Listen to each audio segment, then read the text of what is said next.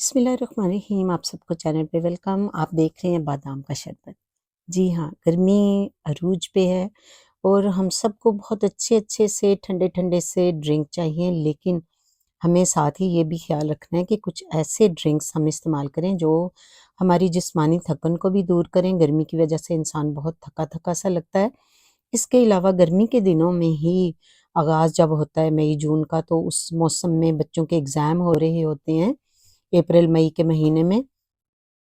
इसके अलावा ज़हनी तौर पे लोग जो काम करते हैं उनको भी हेडेक वग़ैरह और इस तरह के मसले-मसाइल होते हैं। तो तमाम ऐसे मसले जो ज़हनी वर्ज़िश या ज़हनी काम करने की वजह से या जिस्मानी काम करने की वजह से पैदा होते हैं, उनका बेहतरीन हल ये ड्रिंक है, यानी बादाम का शरबत।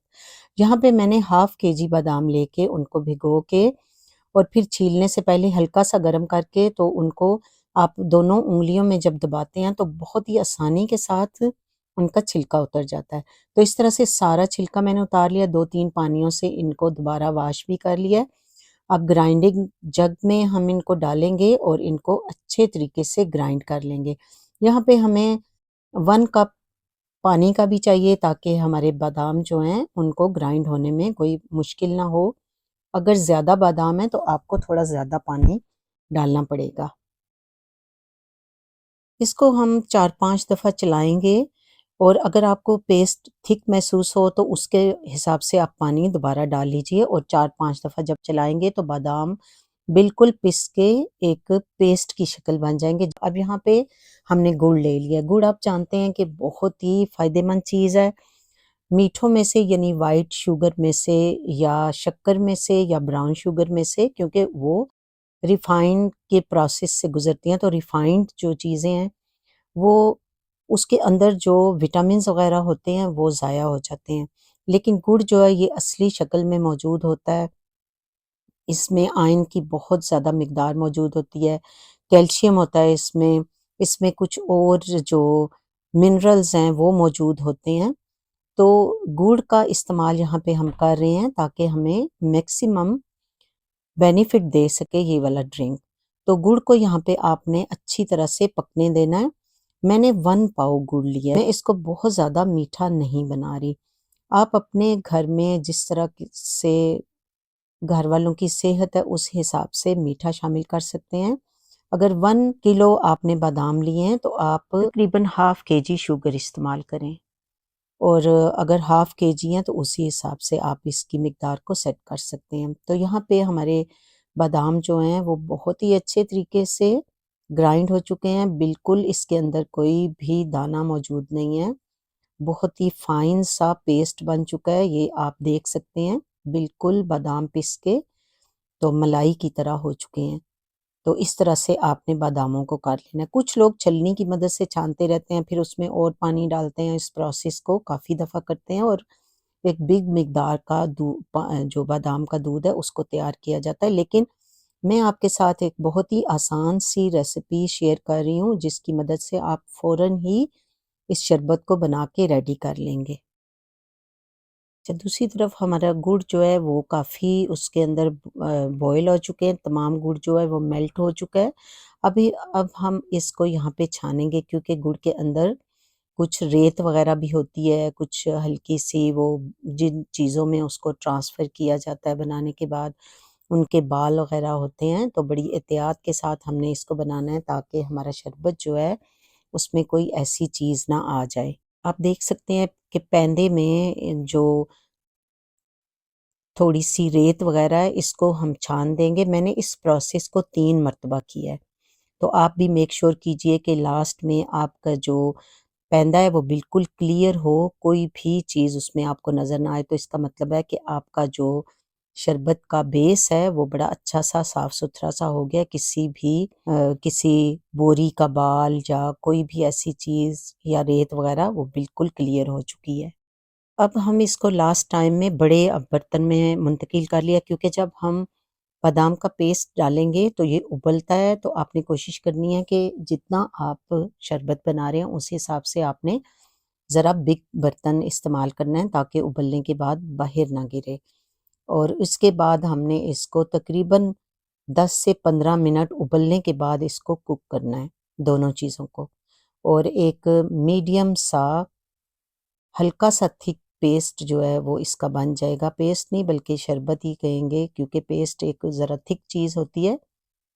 तो इसकी आँच का आपने ख़ास ध्यान रखना है ताकि आपका शरबत उबल के बाहर ना गिरे। एक आँच के ऊपर आप इसको सेट कीजिए, और अगर आप लकड़ी का स्पून इस्तेमाल करते हैं तो फिर जो कुकिंग का प्रोसेस है वो डाउन ही रहता है, ऊपर तक नहीं उबलता। इसको मैंने आज भी ट्राई किया है, तो इस स्पून को मैंने चेंज कर दिया था लकड़ी के स्पून के साथ। देखिए, हम कुकिंग के दौरान कितनी छोटी-छोटी चीज़ें भी सीखते रहते हैं, मुसलसल इंसान सीखने के अमल से गुज़रता रहता है। तो आज दोबारा मैंने इस चीज़ को यहाँ पे तजर्बा किया कि लकड़ी का स्पून जो है वो जो उबलती हुई चीज़ें हैं उनको बाहर गिरने से बचाता है। यहाँ पे आप देख सकते हैं कि हमारा जो मिक्सचर है उसमें किस तरह के बॉयल आ रहे हैं। एक तो आँच हमने काफ़ी हल्की रखी हुई है, और दूसरा ये कि ये अब तकरीबन कुक हो चुका है। तकरीबन 3 से 4 मिनट और मैं इसको कुक करूँगी। जैसा कि मैंने आपको शुरू में बताया कि तकरीबन 15 मिनट हम इसको 15 मिनट तक कुक करेंगे। तो यहाँ पे तकरीबन 12 मिनट हो चुके हैं इसकी कुकिंग को।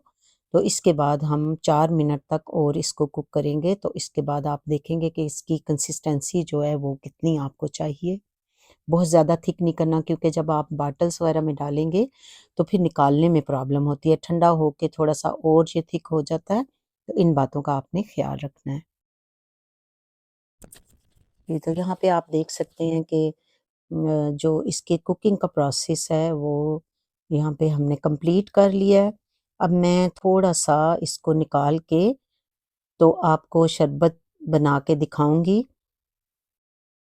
इसको मैंने ठंडा कर लिया था, और देखें इसका कलर कितना खूबसूरत बना है, और इस जग में हमने जिसमें बादाम को ग्राइंड किया था, उसी जग में काफ़ी सारा बादाम का मिक्सचर जो है वो लगा हुआ था, उसमें ही मैंने पानी डाल लिया है, और उस पानी को मैं यहाँ पे यूज़ कर रही हूँ। आपने जो बादाम ग्राइंड हुए हुए देखे हैं, उसके साथ भी आप एक हल्का-सा शरबत बना के रख सकते हैं, 3-4 दिनों के लिए। उसमें पानी मिक्स कर लीजिए, उसमें अगर आप रूह अफ़ज़ा डालना चाहते हैं, रूह अफ़ज़ा डाला जा सकता है। साथ आप इस तरह से ये जो सब्ज़ा सीड हैं, इनको इस्तेमाल कर सकते हैं, यानी तुख़्म मलंगा जिनको बोला जाता है। तो इस तरह से आप कुछ भी इसको शक्ल दे सकते हैं। तो यहाँ पे हमारा शरबत जो है वो बादामी कलर का ही बन के माशाल्लाह रेडी हुआ है। देखने में भी बहुत ही खूबसूरत है, आप देख सकते हैं, और इसकी कंसिस्टेंसी आप देख सकते हैं कि बहुत ज़्यादा थिक नहीं है और बहुत पतला भी नहीं है, बस मीडियम सा है। और इस तरह से आप जितना इसको इस्तेमाल करना चाहते हैं, मैंने तकरीबन 4 से 5 टेबलस्पून ईच ग्लास में डाला है, आइस डाली है, साथ तुख़्म मलंगा डाले हैं, और अब इस ये शरबत जो है हमारा बादाम का वो शामिल करें। अगर आपको इससे ज़्यादा शुगर चाहिए तो आप इसमें शुगर को सिरप बना के रख लीजिए गर्मियों में, बोतल में बंद करके, तो फ्रिज में रखा जा सकता है। शुगर को बस कुक कीजिए और ठंडा करके बोतल में भर के रख लीजिए, क्योंकि गर्मियों में ऐसा होता है कि जब हम कच्ची शुगर इस्तेमाल करते हैं तो टाँगों में दर्द की कुछ लोगों को शिकायत होना शुरू हो जाती है आहिस्ता-आहिस्ता। एक आध दफ़ा इस्तेमाल करने से तो कुछ नहीं होता, क्योंकि हम लेमन का शरबत बनाते हैं, स्कंजबीन यानी, तो उसमें शुगर हल की जाती है। लेकिन अगर आप शुगर का सिरप इस्तेमाल करें तो आप देखेंगे कि एक तो टेस्ट में वाज़ेह फ़र्क आपको नज़र आएगा, दूसरा आपकी हेल्थ के हिसाब से वो बहुत ही अच्छी रहेगी, किसी को टाँगों में दर्द की शिकायत नहीं होगी। तो यहाँ पे हमने अपना बादाम का शरबत जो है उसको रेडी कर लिया है, और इस तरह से ये बहुत ही ठंडक वाला, मज़े का, दिमाग को ताकत देने वाला, जिस्मानी थकन को और कमज़ोरी को दूर करने वाला एक मज़े का हेल्थी सा ड्रिंक बन के रेडी है। आपकी गर्मी की शिकायत को दूर कर देगा, तुख़्म मलंगा जो हमने इसमें डाली है। इसके अलावा अगर आप शुगर को और ऐड करना चाहते हैं तो उस शक्ल में आप रूह अफ़ज़ा जो है उसको ऐड कर सकते हैं। वो इसमें मोर ठंडक का एहसास आपको देगा। शक्कर की जो मिक़दार है आपकी पसंद के मुताबिक हो सकती है और मोर फ़ायदेमंद हो सकता है। तो मुझे उम्मीद है कि आपको आज का ये वीडियो अच्छा लगा होगा, बना के ज़रूर ट्राई कीजिएगा। बहुत सारी आपकी ज़हनी जो प्रॉब्लम्स हैं दूर होंगी। नींद की जिन लोगों को प्रॉब्लम है उनके लिए भी बहुत अच्छा है, और जिन लोगों को हेडेक रहती है वो भी इसको बना के, दिमागी कमज़ोरी की वजह से अगर हेडेक होती है तो वो दूर की जा सकती है। चैनल को फर्स्ट टाइम विज़िट किया है और आपको वीडियो अच्छा लगा है तो सब्सक्राइब करें, लाइक और शेयर ज़रूर किया कीजिए, और कमेंट करके अपनी प्रेज़ेंस का एहसास भी दिलाया कीजिए। मिलते हैं किसी नेक्स्ट रेसिपी में। अल्लाह से दुआ है कि अल्लाह ताला हम सब की दुआओं और इबादत में खुलूस पैदा फरमा के दर्जा कबूलियत अता फरमाए। नेक्स्ट रेसिपी तक फ़ी अमान अल्लाह।